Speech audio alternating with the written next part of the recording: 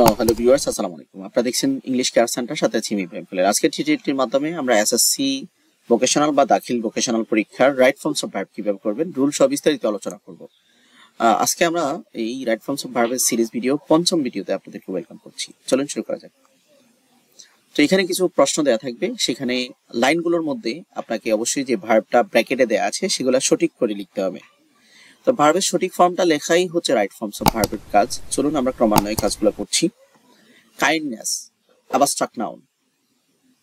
Kind শব্দটা থাকলে is হতো, সো কাইন্ডনেসটাও এখানে ইজ হবে। কেন? বি মানে এম, ইজ, আর ওয়াজ, আর, সো এখানে প্রেজেন্ট টেন্স যেহেতু আছে এখানে ইজ হবে। রুল কি? অ্যাবস্ট্রাক্ট নাউন অথবা আনকাউন্টেবল নাউন গুলো কনসিডার করা হয় সিঙ্গুলার সাবজেক্ট হিসেবে। His father come home yesterday, তো যদি ইয়েস্টারডে তা থাকে, ইয়েস্টারডে আছে, তো আমরা জানি ইয়েস্টারডে দ্বারা তো অতীত বোঝায়, সো এখানে কি আমরা কাম লিখবো না কেম লিখবো? অবশ্যই আমরা কেম লিখবো। রুল কি? Yesterday, ago, once, one day, last, few days ago, last night, once upon a time. In first or previously বুঝলে সেটা অবশ্যই ফার্স্ট ফর ইনডিফিনিট টেন্সে লিখতে হবে ভার্বটা। পরের বাক্য এখানে বলছে her sister recently go abroad, তো আমরা জানি যে রিসেন্টলি থাকলে কি হয়, সেটা কি প্রেজেন্ট টেন্স হবে, অবশ্যই প্রেজেন্ট পারফেক্ট টেন্স হবে। তো এখানে আমাদেরকে হার সিস্টারের সাথে হ্যাড যোগ হবে আর গো হবে গন। নিয়ম কি? Just, just now, recently, already, lately, ever কথাটা যেখানে থাকবে, যে বাক্যে থাকবে, সেটা অবশ্যই প্রেজেন্ট পারফেক্ট টেন্সে লিখতে হবে।